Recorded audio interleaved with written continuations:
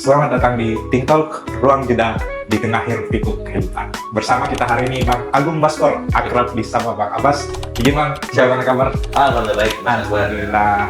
Kita akan mencoba mengajak Bang Abbas untuk jeda sejenak dari berbagai aktivitasnya sebagai CEO sekaligus founder dari Trias Politika, yang juga saat ini ramai di berbagai channel stasiun TV. Ya. Berdebat nih.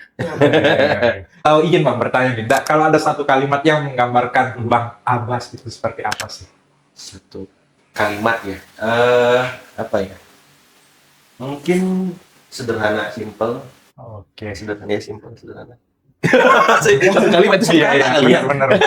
Kalau satu kalimat ya berusaha terus bersahaja, sederhana, apa adanya. Menggumi sekali. Itu yang susah Mungkin Bang. pencitraan. Dan itu yang susah Bang, di politik kan biasanya wow, glamor, yang otentik dan sederhana itu yang dicari. Gitu ya, semoga.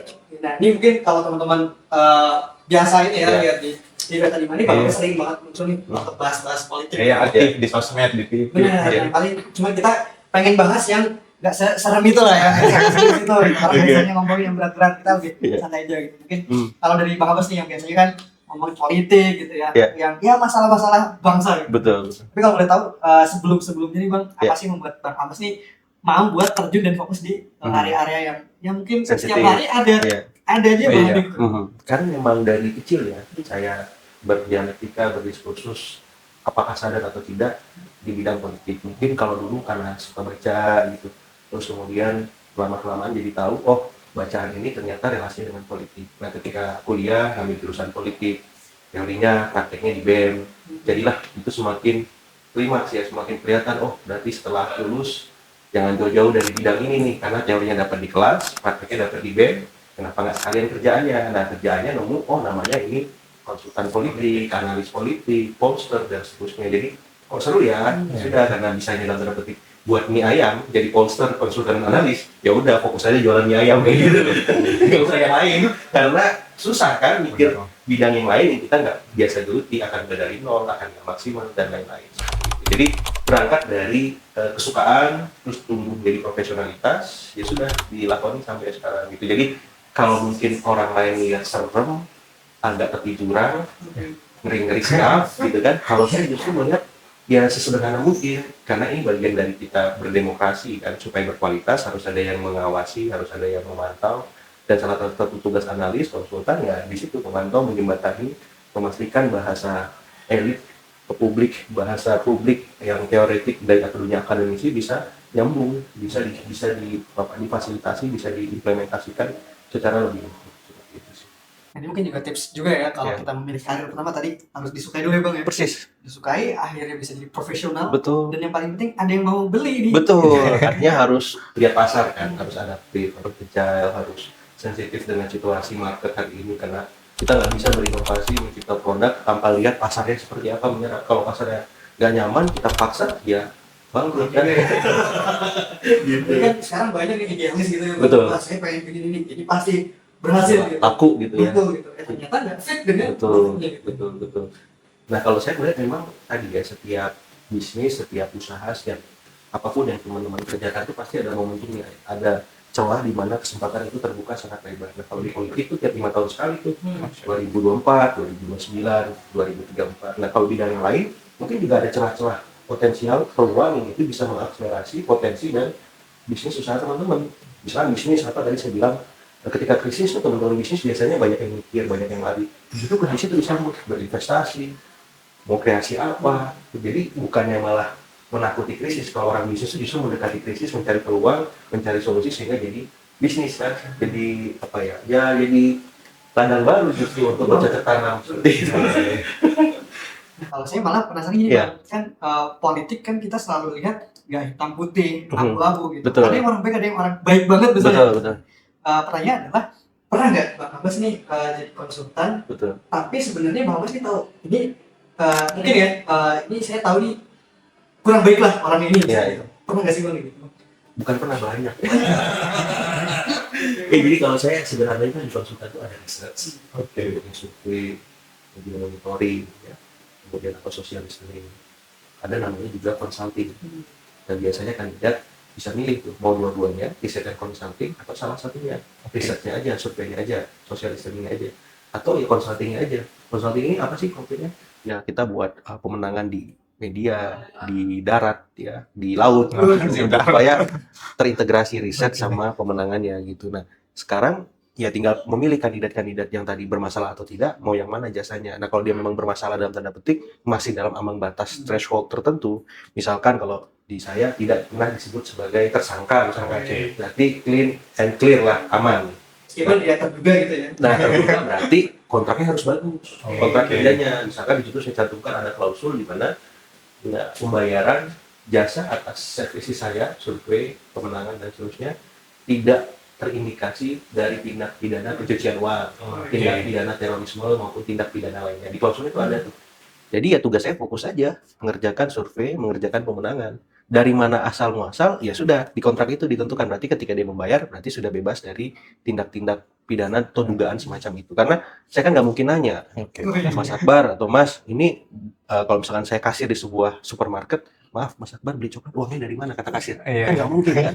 Atau beli bakso sama penjual bakso nanya, Mas Abbas maaf ini beli bakso saya uangnya dari mana Mas? Pernah nggak dikasih itu? Sensitif bang ya. Ya nggak mungkin, nggak ada jual beli, kita nggak ada perdagangan, nggak ada bisnis kalau orang sekepo itu kan. Apa-apaan sih lu?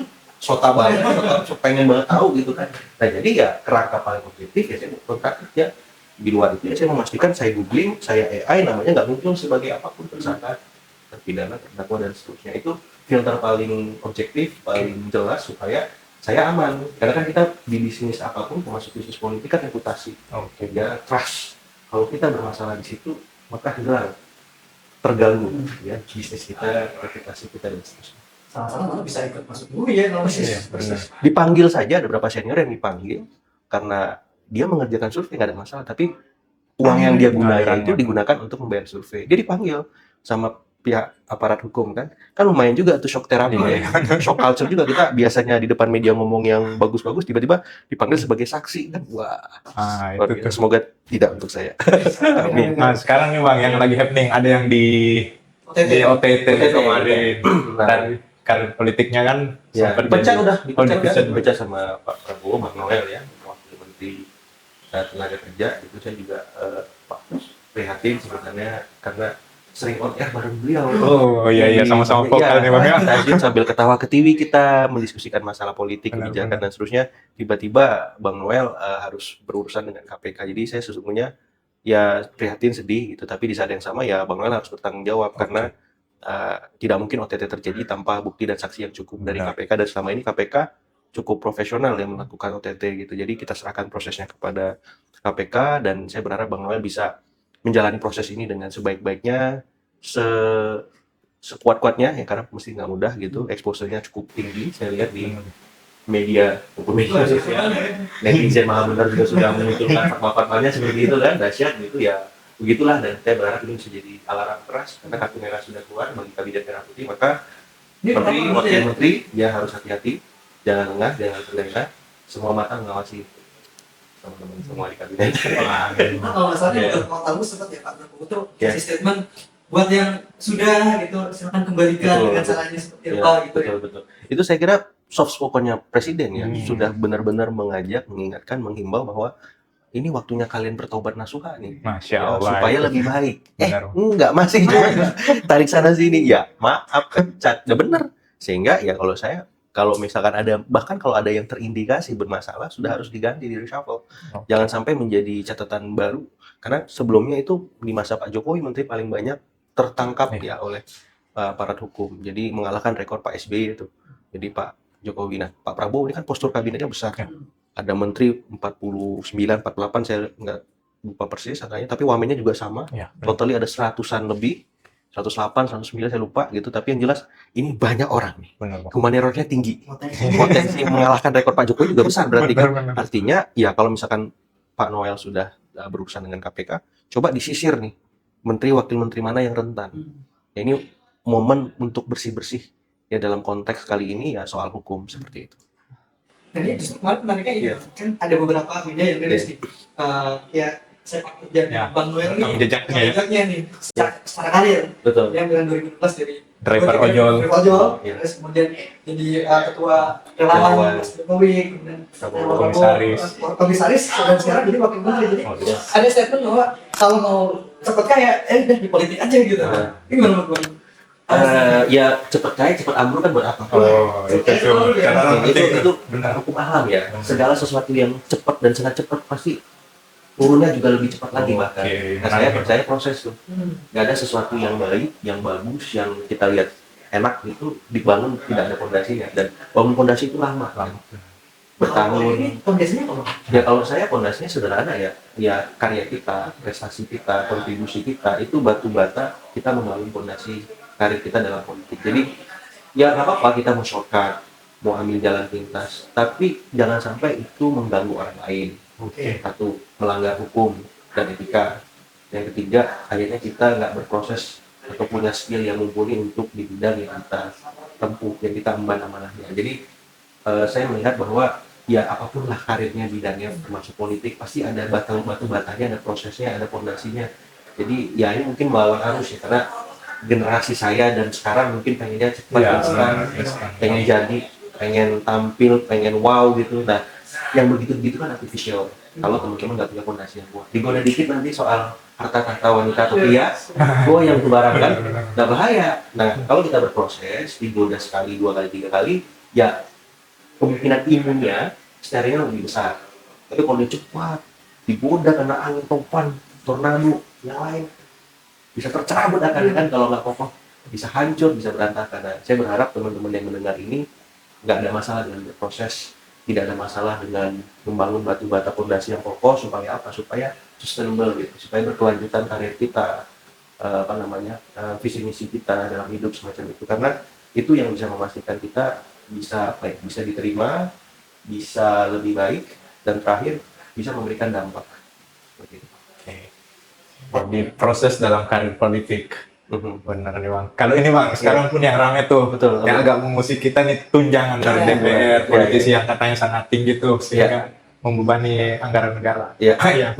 Sebagai dalam kacamata Bang Abbas itu seperti apa Bang? Ya, anggota dewan tuh memang nggak punya rumah dinas sekarang. Iya. Cuman saya kaget kalau misalkan tunjangannya sebesar itu 50 juta gitu. Saya cek-cek juga tuh di banyak situs persewaan rumah ya, ataupun harga-harga rumah di situ Iya. akhirnya di sekitar Senayan, Iya. sekitar daerah-daerah Jakarta Selatan ya. Memang unlimited harganya, nggak pernah akan cukup 50 juta karena Bener. rumahnya gede-gede Gede-gede. semua kan, daerah elit seperti itu. Jadi kalau bahasa saya ini dikaji lagi, karena kan publik hari ini ekonominya lagi kurang baik. Jangan sampai ada gap antara masyarakat dengan wakil rakyat yang semakin jauh karena wakil rakyatnya tidak merasakan apa yang dirasakan masyarakat di bawah gitu. Jadi nggak apa-apa dikasih tunjangan atau bahasa saya subsidi, tapi jangan 50 juta. Ya 20 juta oke lah kalau saya. Nanti bahasanya 30 jutanya buat rakyat yang belum digaji, honorer, dosen, atau buat masyarakat yang terdampak karena ancaman PHK massal. Jadi ya ini komitmen itikat dari anggota dewan atau DPR RI sebagai institusi untuk menjaga marwah mereka, legitimasi politik dan publik ya, supaya bisa lebih baik. Karena kan hari ini tingkat kepercayaan publik kepada anggota dewan dan DPR itu rendah. Kayak dari 11, DPR itu ada di nomor 10 gitu kan. Nomor 11-nya partai. Jadi ini Dekat banget. ya, mereka. 10-11 kan, Mereka. dekat 11-12 di 10-11. Deket banget gitu. Jadi harus diperbaiki karena partai DPR ini kan institusi utama demokrasi yang mengawasi eksekutif. Jadi ya harus memberikan contoh, harus memberikan teladan yang baik kepada publik, sehingga ketika mereka menyampaikan aspirasinya yakin bahwa orang-orang ini bisa amanah ya. Tapi kalau tunjangannya gede, rakyatnya UMR juga nggak dapet, ini kan gap banget. Benar, Apalagi benar. kalau responnya, ya ini kan hak saya punya hak budgeting. Lagi joget-joget. Nah, itu kan agak melukai ya. Tapi menariknya gini, Iya. kayak seakan-akan tuh dari satu masalah ada lagi. Iya. Tapi beberapa tuh kan di media sosial ini ya selalu ditutupi dengan kasus selebriti misalnya atau kasus skandal. Iya. Jadi seakan-akan publik juga setiap ada masalah terkait pemerintahan Iya. pasti akan ada kasus yang lebih heboh gitu. Mhm. Nah, menurut Bang Agus sih sebagai yang memang sudah berkecimpung di situ, memang bener nggak sih hal-hal yang seperti ketika ada masalah, ciptakan masalah yang lebih entertaining. Penggiringan opini ya bahasa Betul. kerennya. Saya sebenarnya nggak punya kapasitas menjawab karena bukan orang media, tapi dari kacamata politik ya mungkin saja ada semacam agenda setting, ada semacam framing ya, Oke. bahwa ada isu yang lebih menarik, yang viewsnya lebih banyak, yang ratingnya lebih tinggi, karena kita bicara dalam ekosistem industri ya, media gitu. Jadi hal tersebut wajar gitu, karena mereka harus beradaptasi, sehingga ya tinggal masyarakat sekarang Oke. apakah kritis dengan informasi yang diberikan oleh media atau cukup menerima saja. Dan kita punya banyak media alternatif kan sekarang di luar media mainstream, apakah bentuknya kanal YouTube seperti ini atau podcast seperti dan teman-teman lakukan, atau media sosial pribadi masing-masing yang itu juga seringkali dikutip oleh media-media mainstream sebagai referensi mereka membuat berita. Jadi jangan berkecil hati kalau media hari ini misalnya kurang kondusif, kita bisa menciptakan yang lebih kondusif dengan kondisi dan situasi ya, banyaknya konvergensi media yang saya kira algoritmanya juga bisa lebih baik bahkan ketimbang media mainstream punya seperti itu. Jadi kita harus melakukan sesuatu dan saatnya memang menjadi aktor ya, pelaku dan pembuat sejarah. Menarik. Saya selalu tertarik kalau statement-statement dari Bang Abbas itu selalu membawa ke pertengahan, atau kalau bahasa LK-nya moderat ya. Itu benar-benar menyentuh. Jadi artinya kita nggak ekstrem kanan ataupun ekstrem kiri. Nah, kalau ingin menggali Bang, inspirasinya tuh Bang, Abang jadi konsultan politik seperti ini.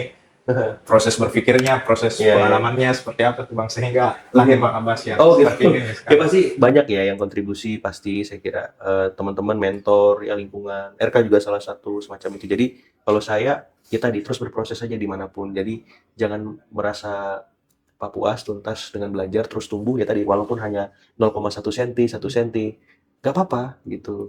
Karena memang sunatullahnya kita tuh capek, lelah, butuh rehat, istirahat. Tapi kita jangan berhenti belajar, berhenti untuk bersosialisasi, berinteraksi, apa ya, terus merasa tidak puas gitu. Karena itu yang membuat kita akhirnya bisa lentur, bisa moderat, karena sering ngopi-ngopi, mainnya jauh, Iya, makanya, mainnya jauh. atau ya karena sering nongkrong gitu kan. Walaupun yang teman nongkrong kita kita banget misalnya, nggak apa-apa, itu bagian dari kita beradaptasi kan, karena kita menghadapi ekstremitas yang luar biasa hari ini. Bisa jadi informasinya, lingkungannya, sosial kita ya, dan seterusnya. Jadi mau nggak mau ya pilihan kita ya belajar, tumbuh, dan terus lebih baik seperti itu sih. Oke, Iya. Ini kalau Bang Abbas sendiri, di tengah mungkin banyak masalah masyarakat yang Iya, iya. pesimis gitu ya. Betul. Indonesia Club kayaknya masih akan terus gelap apalagi dari masalah. Iya, iya. Gitu. Jadi seakan-akan tuh kita dalam menjalani kehidupan sebagai warga di Betul, negara betul. tuh selalu murung gitu. Betul, curang, betul. gitu. Nah, Bang Abbas sih Iya. sebenarnya apakah Indonesia sebenarnya- segelap itu. apa gelap? Iya. Kalau sih gini aja, Indonesia terang atau gelap tergantung kita, tergantung teman-teman gitu. Kalau mau dibuat terang, bisa banget dari kita jadi penerangnya. Tapi kalau kita bilang gelap, ya sudah, kita berarti kan nggak bisa ngapa-ngapain, kita pasrah, kita terima, ya kita mau protes, itu oke, kita protes. Tapi kalau saya bukan orang yang berhenti diprotes, kalau saya, kebetulan saya orangnya kalau ada masalah, saya cari solusi. Dari solusi itu saya akan temukan banyak kemungkinan, peluang, dan seterusnya. Jadi kalau saya, daripada kita berdebat atau melempar istilah gelap, terang, lebih gelap, lebih terang, buruk, bagus, dan seterusnya, lebih baik kita membahas Indonesia macam apa yang ingin kita rancang. Kita ngomong hashtag ya, misalnya saya bilang Indonesia optimis, misalkan kan oke kan, Indonesia cerah, Indonesia emas, atau Indonesia kita. Ya maksud saya, ya silakan aja mereka buat hashtag macam-macam, tapi kita punya hashtag sendiri yang menurut saya kita seringkali terjebak pada kubu A, B. Nah kita harus bisa, adalah SDMS, RK ya semacam itu, harus bisa membuat kutub baru. Ya ibarat politik luar negeri bebas aktif kita lah, Oke. di tengah, moderat, berlayar Ya. di dua lain. ya berlayar di antara dua karang, bahkan banyak karang juga nggak ada masalah. Oke. Karena kita biasa memoderasi, kita biasa menciptakan ya konsensus, titik temu ya. Jadi mungkin ini saya bisa jadi sangat subjektif ya, karena kalau saya ditempatkan satu kubu yang bertentangan, yang berkonflik, saya merasa kok terlalu kecil baju yang saya pakai. Padahal saya dididik untuk melihat semuanya lebih besar, lebih utuh, lebih komprehensif semacam itu. Yang penting memang kita harus tetap bergerak ya. Persis, Bergerak belum tentu berhasil, tapi bergerak yang strategis ya. bergerak. Izin Bang, kalau untuk legacy nih ke depannya Iya, yang ingin Bang Abbas bangun seperti apa nih? Apa ya, sederhana aja sih, konsisten berbuat lebih baik ya. Saya kira itu nggak mudah.